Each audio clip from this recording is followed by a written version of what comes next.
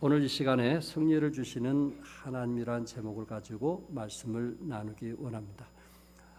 특별히 그 창세기 오늘 본문 45장 그 전후로 보면 요셉과 연관된 그 내용들이 많이 기록이 되어 있습니다.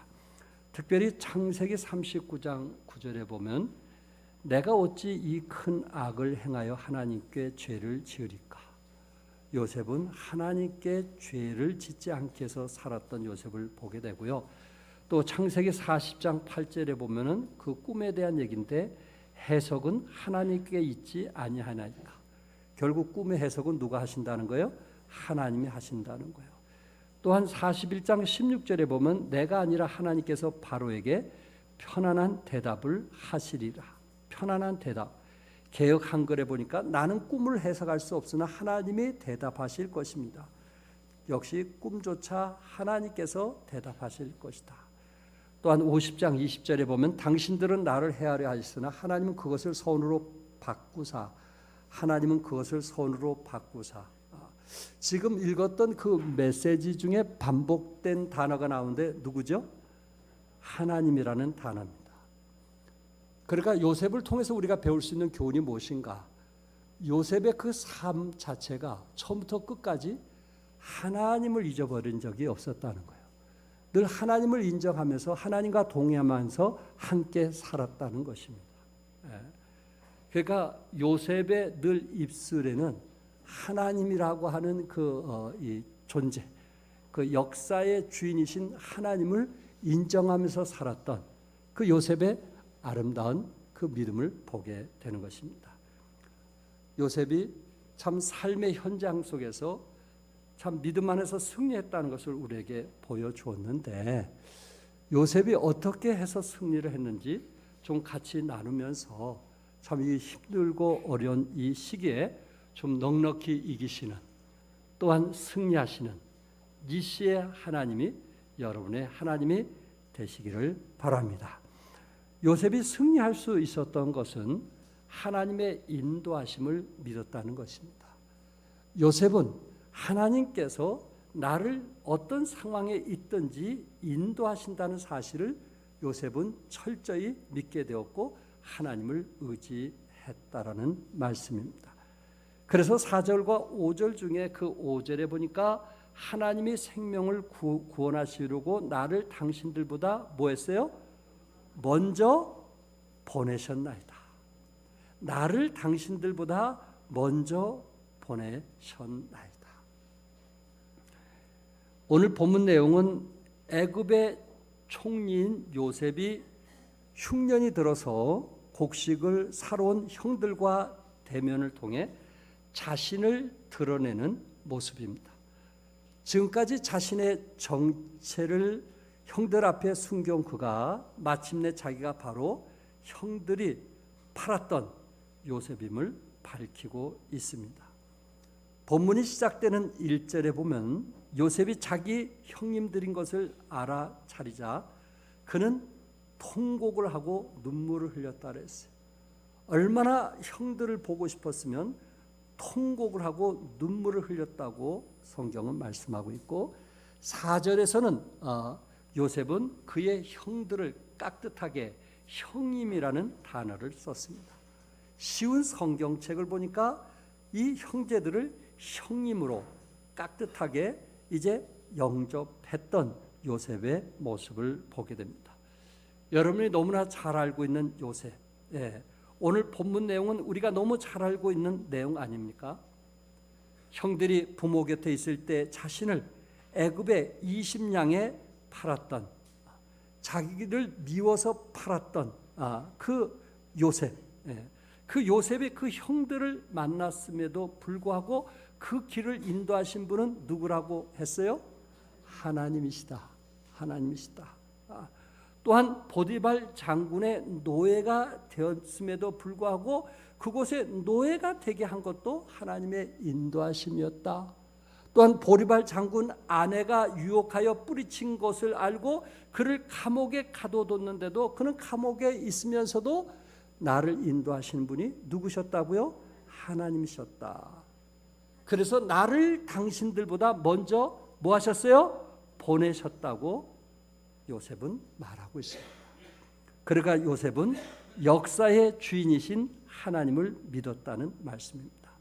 요셉은 늘 하나님이 자기와 함께 하심을 믿었다는 말씀입니다. 이해하기 어렵고 받아들이기 힘들지만 자기를 죽이려고 했던 그 형들에 대해서 말하기를 나를 당신들보다 먼저 보내신 것은 하나님께서 생명을 구원하기 위하여 나를 보내셨다, 이렇게 말하고 있습니다. 여러분들이 아신 대로 욥은 재산과 자녀들을 잃어버렸습니다. 소나 나귀는 스바 사람들이, 낙타는 갈리앗 사람들이 빼앗아 갔습니다. 양과 종들은 하늘에서 불이 내려와 살라버렸고 7 아들과 3 딸은 집이 무너져 죽게 되었습니다. 자신의 몸에는 악창이 나고 그는 죽을 뻥에 걸려 고통 중에 있습니다. 아마 성경 어느 누구를 얘기한다 할지라도 이렇게 욥처럼 모든 것을 잃은 사람은 거의 없을 것입니다. 욥처럼 몸에 악창이 나서 죽을 병까지 걸린 사람은 아마 거의 없을 것입니다. 하나님은 욥이 당대 가장 많은 축복을 받았기 때문에 하나님을 섬김이 아닌가 하고 사탄이 그런 얘기를 했을 때 결코 욥은 축복을 받아서 나를 섬기는 것이 아니다 하는 것을 지금 우리에게 보여주고 있는 것입니다. 사탄에게 생명 외에는 모든 것을 시험하라고 허락을 했습니다. 그랬을 때 욥은 그 시험에서 이기면서 이런 고백을 합니다. 귀로 들었던 하나님을 무엇으로 봤어요? 눈으로 보았다. 모든 것을 내려놓고 보니까, 모든 것을 다 잃고 보니까 귀로 들었던 하나님을 무엇으로 보았다고요? 눈으로 보았다. 우리가 진정 하나님을 만난 사람은 어떤 사람인가? 내려놓을 줄 아는 사람. 아직도 주목을 쥐고 있는 사람은 하나님을 제대로 볼 수 없지만, 내가 모든 것을 어떤 순간 내려놓았을 때, 나라는 존재는 아무것도 아니라고 했을 때 우리는 귀로 들었던 하나님을 무엇으로 볼 수 있을까요? 눈으로 볼 수 있을 것입니다. 요셉은 하나님의 선하심을 믿었고, 또한 욥도 하나님의 그 섭리, 또한 하나님의 그 인도하심을 철저하게 믿었던 분입니다. 그래서 우리는 요셉에 대해서 이야기를 할 때 역전의 신앙인이다, 전화이복의 신앙인이다, 또한 승리의 신앙인이다, 이렇게 말하기도 합니다. 사랑하는 성도 여러분, 여호와 니시라는 말 기억하시나요? 여호와 니시. 이스라엘 백성들이 광야의 여정을 계속할 때에 아말렉이 쳐들어왔습니다. 숫자적으로나 무기를 볼 때 이스라엘 백성들이 열세하였습니다. 그러나 모세가 중보 기도를 통해서 아론과 훌이 손이 내려올 때 그 손을 계속 올리고 있는 한 그 중보 기도를 통해서 전쟁에서 승리했다는 것을 우리는 기억하고 있고, 또한 이제 그 모세가 전쟁에서 승리한 것에 대해서 너무 감사해서 제단을 쌓고 그의 이름을 뭘로 지었어요? 여호와의 니시라. 여호와의 니시, 승리의 깃발이라 라는 그런 이름을 지어주게 되었습니다.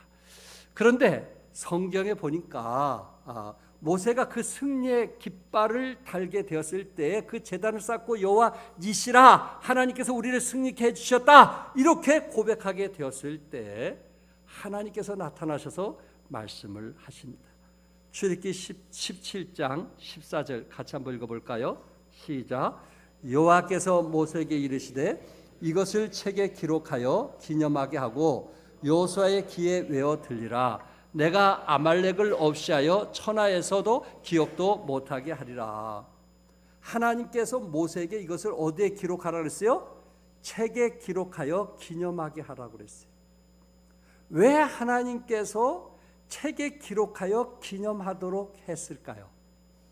왜 하나님께서 여호와 니시, 전쟁에서 승리했다는 거, 정말 하나님께서 모세의 중보 기도를 들어주셔서 전쟁에서 승리했다는 것을 왜 책에 기록해서 남기도록 하고 후손에게 이것을 알리도록 했을까요? 아니, 여러분과 나에게 왜 하나님께서는 알리기를 원했을까요? 그것은 크게 두 가지로 본다면은, 첫 번째는 아멜렉과 싸움은 아직 완전히 끝나지 않았다는 것입니다. 아멜렉과 싸움에서 전쟁에서 승리했지만 그 전쟁은 앞으로도 계속 할 것이라는 것을 말씀하고 있어요. 어디에서? 17장 16절에 보면 여호와가 아멜렉과 더불어 대대로 뭐하리라? 대대로 뭐하리라? 싸우리라 하셨다 하였더라. 그러니까 그 전쟁에서 끝난 것이 아니고 앞으로 대대로 뭐하리라? 싸우리라. 그때마다 그 책을 보란 말이에요. 여호와 니시, 너희들이 끝까지 하나님께 중보 기도했을 때 하나님께서 그 전쟁에서 승리해 줄 것을 너희들이 기억하고 중보 기도한 것을 잊지 말아라 하는 것을 말씀해 주기 위해서 책에 기록하고 그것을 기념하라고 말씀했어요. 여기서 우리에게 주는 교훈이 무엇일까요? 우리 주위의 아말렉 군사처럼 정말 우리보다 힘이 세고 우리보다 모든 것이 많은 것을 가졌다 할지라도 우리가 하나님을 의지하고 하나님께 중보 기도했을 때 반드시 그 전쟁에서 하나님은 우리를 뭐하게 하리라고요? 승리케 하리라. 아멘. 뭐 하리라고요? 승리케 하리라. 여러분과 내가 지금 문제와 어려움이 있었어요. 기도를 통해서 승리할 수 있어요. 또한 이 땅에 있는 한 또 그런 어려움이 또 올 겁니다. 이 땅에 살아가는 동안 또 그런 어려운 점이 또 오고 파도가 치는 것처럼 계속 우리에게 어려움이 올지라도 기억하라. 내가 너희들이 기도함을 통해서 승리케 한 것을 기억하라. 그래서 너희들 하나님께 나와 중보 기도할 때 내가 반드시 너희를 승리케 하리라는 것을 말씀해 주기 위해서 기념하라고 했던 것입니다. 여러분과 내가 살아가면서 때로 지치고 힘들 때 이 말씀 기억하시기 바랍니다. 우리의 기도를 응답해 주신 하나님을 의지하시기 바랍니다. 또 한 가지는 뭘까요? 결국 하나님께서 승리를 주신다는 것입니다. 하나님께서 뭘 주신다는 거예요? 승리를 주신다는 거예요. 제단의 이름을 뭐라고 불렀어요? 여호와 니시.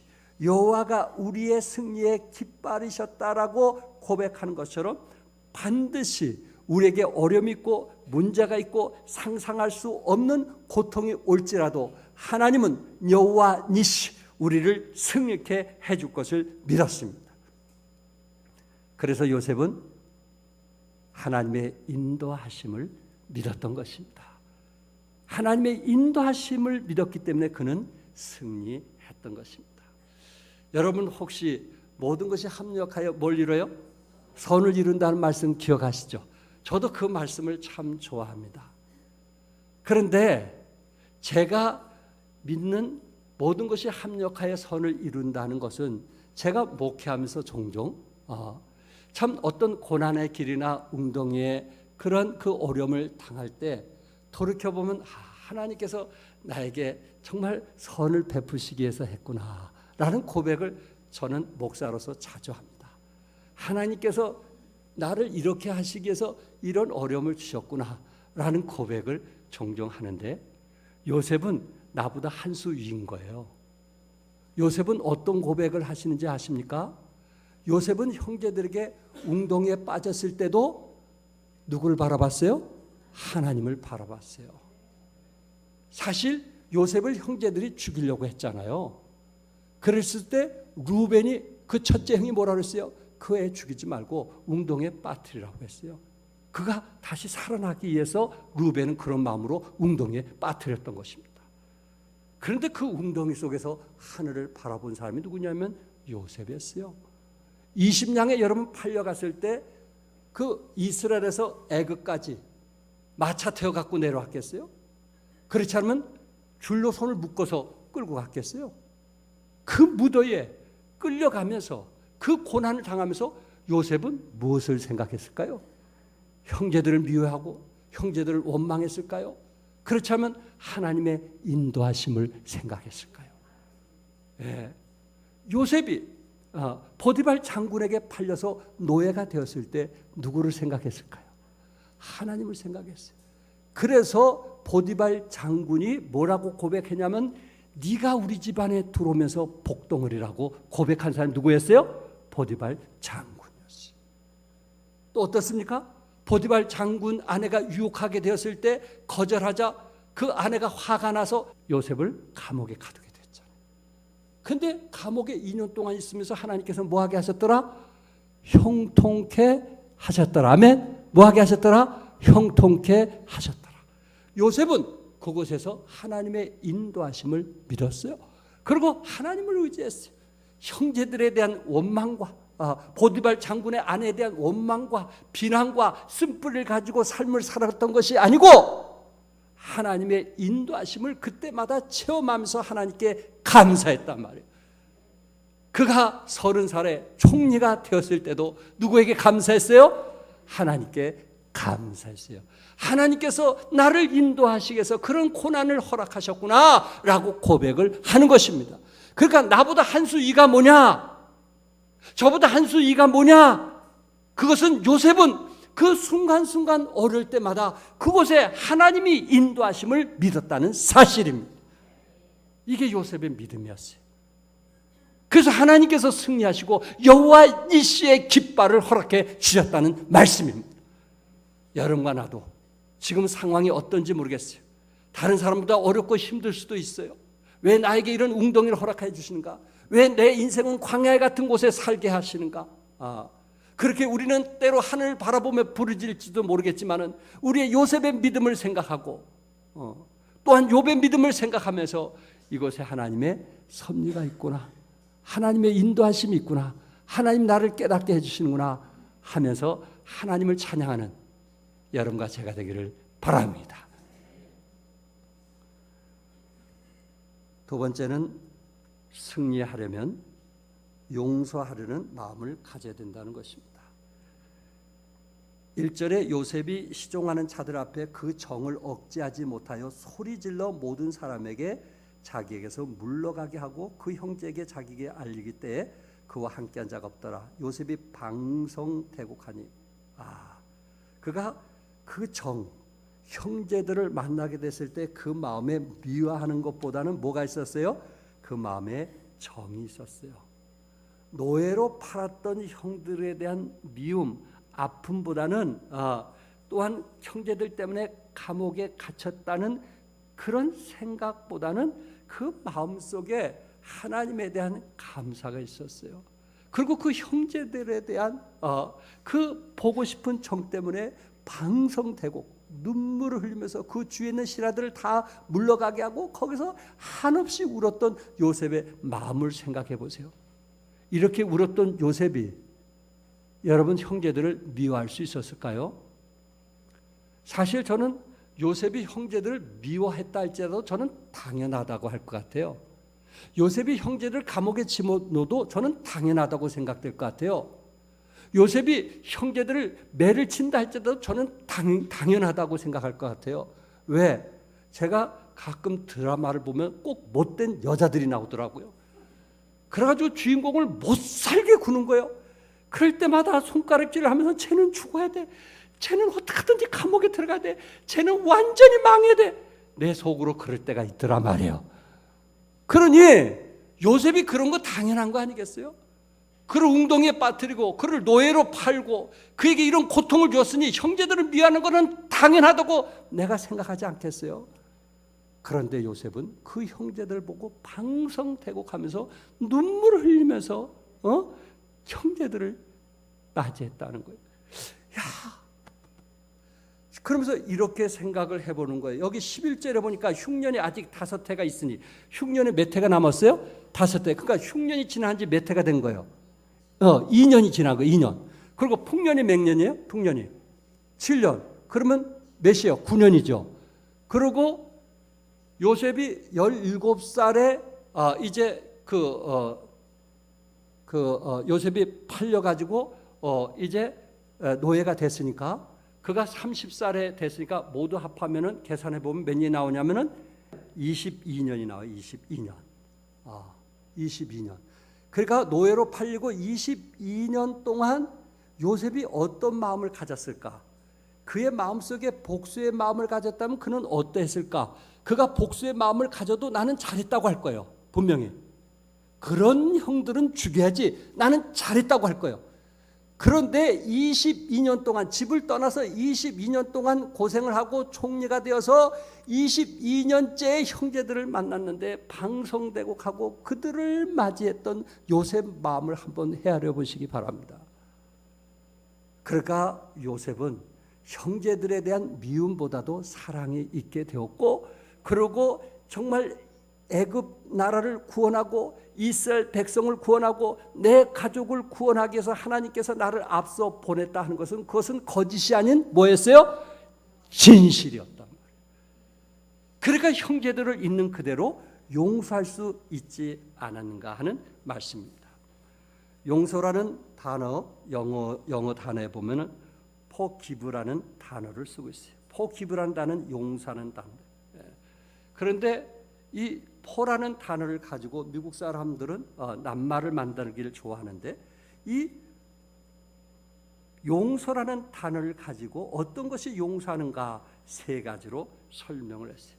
첫째는 bear라는 단어를 써서 참으라는 거예요. 용서는 뭐 하는 거예요? 참는 거예요. 속상하다고 해서 하풀이 한다면 그것은 용서가 아닌 거예요. 저분이 나에게 이렇게 했어? 그래, 너 두고 보자. 그런 사람은요, 용서가 아니에요. 상대방이 나에게 아픔을 주었기 때문에 그 악한 마음으로 상대방에 쏟아붓는, 그것은 진정한 예수님을 사랑하는 태도가 아니에요. 용서는 뭐 하는 거예요? 참는 거예요. 예수님이 우리를 위해서 참는 것처럼 우리도 상대방을 위해서 뭐 해주는 거예요? 참아주는 거예요. 그게 진정한 용서예요. 또 용서가 뭐예요? 잊는 거예요. forget라는 단어. forget. 잊으라는 거예요. 우리가 용서한다고 하면서 내 마음속에 간직하고 있는 것은 용서하는 것이 아니에요. 그것을 우리는 예수님의 십자가의 사랑으로 잊는 거예요. 탈무드에 나오는 이야기입니다. 어떤 사람이 자기 아들에게 얘기하면서 이웃집에 가서 낫을 좀 불려오라 했어요. 그랬더니 그 아들이 가서 그 낫이 있는 것을 보면서 저 낫 좀 불려주세요 했더니 그 주인이 불려주질 않은 거예요. 그러니까 아들이 씩씩대고 아버지에게 와서 얘기하는 거예요. 낫을 내가 봤는데 불려주지도 않더라고. 그래? 그리고 그걸로 끝났는데 그 이제 옆집에서 낫을 불려주지 않던 옆집에서 다시 찾아와 가지고 뭐라냐면 호미가 필요하니까 호미 좀 빌려달라는 거예요. 세상에.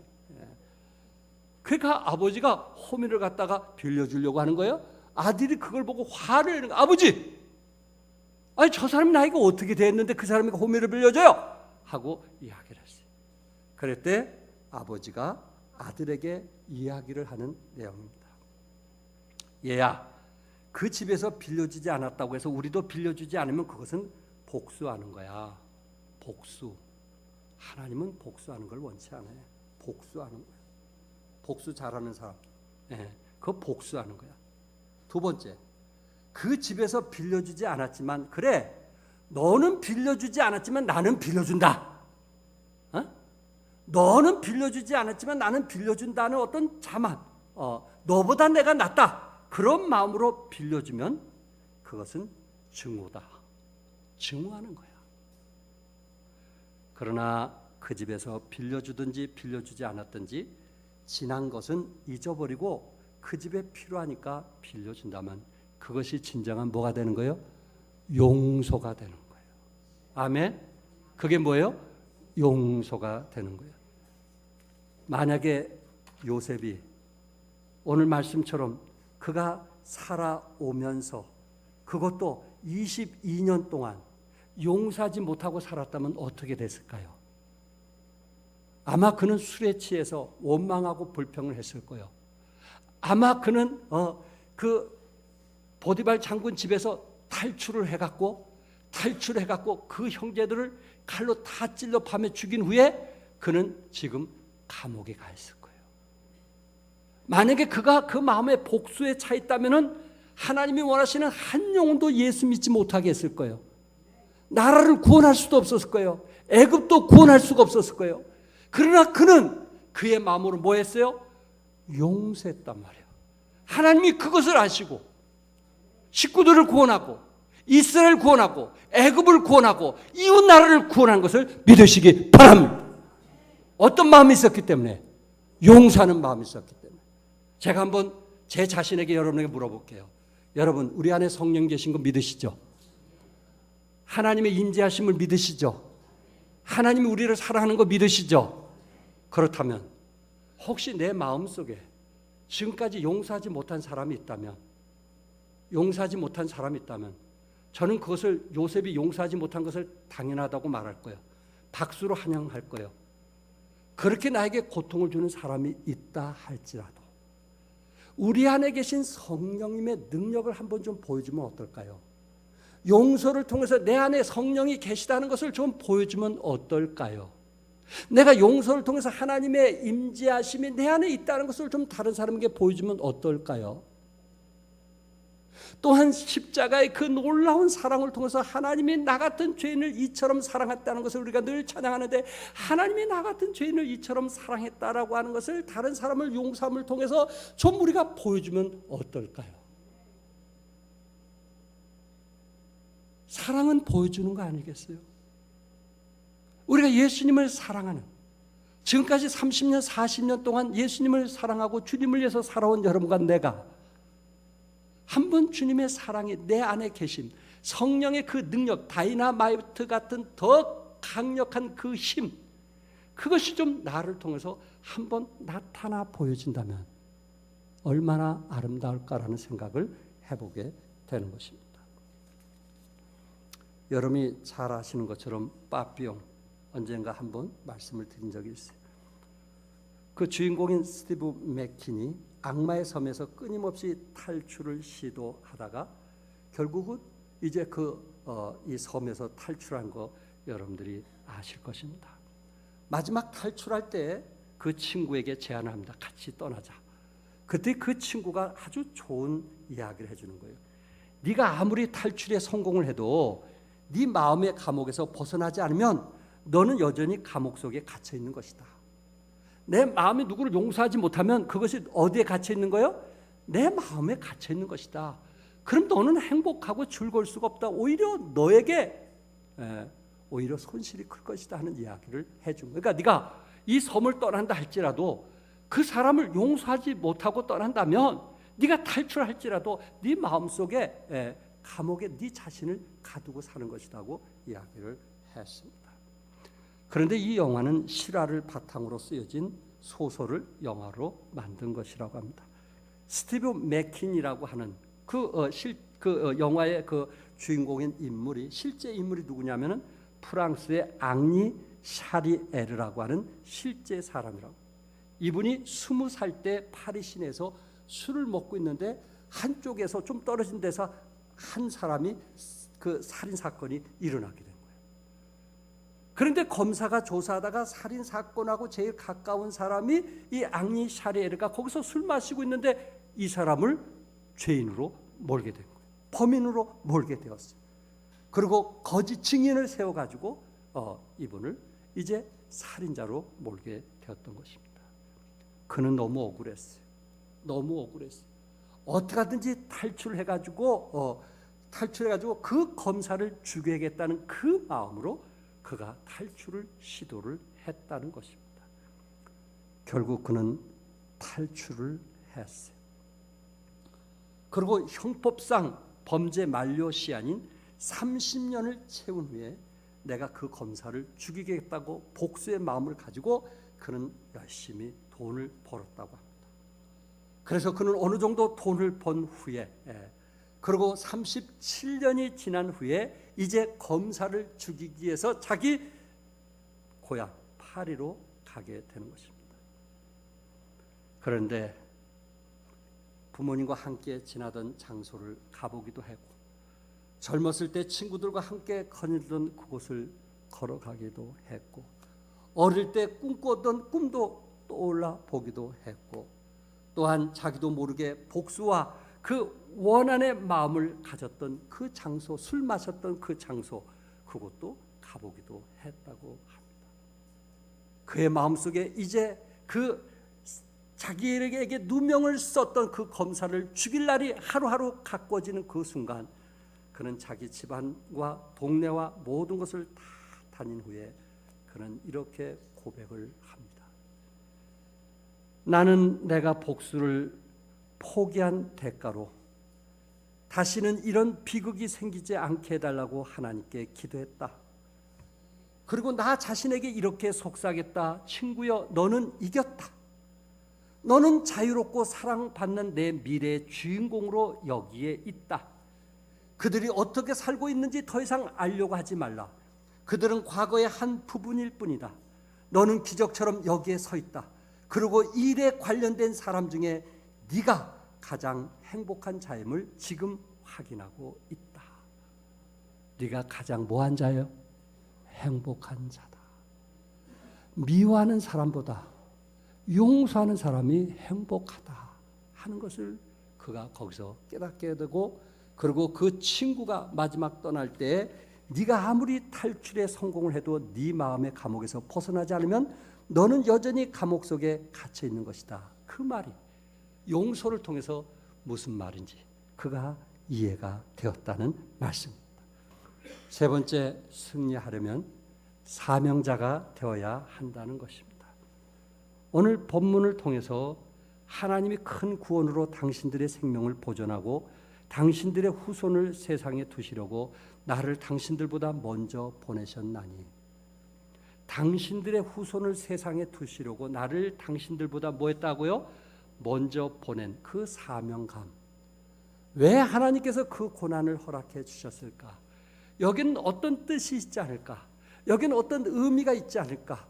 여기는 하나님께서 나를 쓰고자 하는, 하나님께서 도구로 사용하고자 하는 어떤 계획이 있지 않을까? 그런 생각을 갖고 살았던 요셉. 결국 형제들을 만나게 되었을 때 당신들의 생명을 보존하고 당신들의 후손을 세상에 두시려고 하나님께서 나를 당신들보다 먼저 보내셨다라고 하는 고백을 하고 있는 거예요. 이게 요셉의 사명감이에요. 사명감.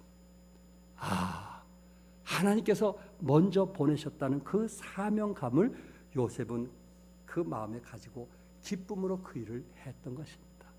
요셉이 그 마음에 쓴뿌리를 가졌다든지 요셉이 형제들을 죽이기 위해서 시간마다 밤마다 잠을 못 이뤘다면, 그리고 요셉이 계속 꿈속에 이를 갈고 있었다면 과연 요셉이 나라를 구원하는, 가족을 구원하는 위대한 지도자가 되었을까? 결코 그럴 수는 없었을 것 같아요. 요셉은 그 안에서 사명감을 버리지 않았다는 말씀입니다.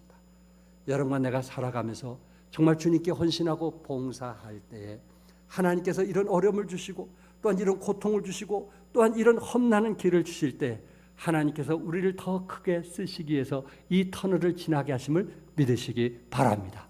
반드시 하나님은 선한 뜻이 있다는 것을 믿으시고 그 터널 속에서 찬양하고 감사하고 기뻐하면서 하나님이 나에게 주신 그 사명을 감당하는, 왜? 하나님께서 여러분과 나를 구원하셨을 때, 하나님께서 여러분과 나에게 생명을 주었을 때, 하나님께서 여러분과 나에게 하늘의 시민권을 주었을 때는 분명한 이유가 있단 말이에요. 무슨 일을 하기 위해서? 성경에 보면 선한 일을 하기 위해서 구원하셨다고 말씀했어요. 무슨 사람? 선한 사람. 악한 사람이 아니고 무슨 사람? 선한 사람. 하나님이 우리를 구원해 주신 건 어떤 사람이 되도록 하게 한 거라고요? 선한 사람. 그러니까 예수 믿기 전보다도 더 악하면 되겠어요? 안 되겠어요? 안 되는 거예요. 예수 믿고 구원받은 사람은 하나님이 우리에게 선한 사람이 되도록 하기 위해서 부르셨다고 말씀했어요. 우리의 사명은 선한 일이에요. 우리가 그 사역을 감당하기 위해서 하나님이 부르시고 택하셨다는 말씀입니다. 여러분, 우리가 사명자로서 사명을 감당하지 못할 때가 어느 때일까요? 여러분이 잘 아는 말씀인데 누가복음 10장에 보면 마르다와 마리아가 나와요. 잘 알아요. 마르다는 예수님이 찾아오셨을 때 뭘 준비했죠? 음식을 준비했어요. 이렇게 한번 생각해 보세요. 만약에 마르다가 예수님이 찾아왔을 때 음식을 준비했다고 그랬어요. 그 뭐 열대 지방이니까 거기서 식사를 준비한다는 게 쉬운 일은 아니잖아요. 그런데 만약에 마리아가 잠시 어디 놀러 가느라고 들어오질 않았다고 생각해 보세요. 그럼 마르다가 시기했을까요? 질투했을까요? 왜 나만 이렇게 힘들게 할까? 그런 생각 가졌을까요? 아닐 거예요. 아닐 거예요. 여러분들도 그건 알아요? 아닐 거예요. 예. 내가 예수님을 섬기고 내가 봉사하는데 즐거움으로 해야지. 아이 땀 흘리면서 기쁨을 해야지. 그런데 마리아가 그 옆에 예수님 옆에 있으면서 예수님과 교제를 하는 거예요. 그러니까 누구하고 지금 비교한 거예요? 마리아와 비교해 보니까 자기는 꼭 천한 여자 같고 마리아는 위대한 여인같이럼 보이는 거예요. 그가 열불이 나는 거예요. 화가 나는 거예요. 속에서 쓴뿌리가 올라오는 거예요. 그래서 뭐라고 그랬어요? 성경에 누가복음 10장 40절에 마르다는 준비하는 일이 많아 마음이 분주한지라 예수께 나아가 이르되 주여 내 동생이 나 혼자 일하게 두는 것을 생각하지 아니하시나이까 그를 명하사 나를 도와주라 하소서. 지금 누구에게 원망한 거예요? 예수님에게 원망하는 거예요. 예수님에게 원망하는 거예요. 주여 내 동생이 나 혼자 일하게 두는 것을 생각하지 아니하시나이까. 그것을 생각하게 하는 사람은 예수님이라는 거예요. 왜 생각하지 않게 하십니까? 예수님을 순간 원망하는 거예요. 이 비교라는 것이 이렇게 무섭구나. 그래서 C.S. 루이스라고 하는 유명한 교수인데 이분이 책을 많이 번역해서 오신 분인데 이분이 한 얘기 중에 그분이 뭐라고 했냐면은 사단의 가장 예리한 무기가 뭐냐면 비교의식이었어요.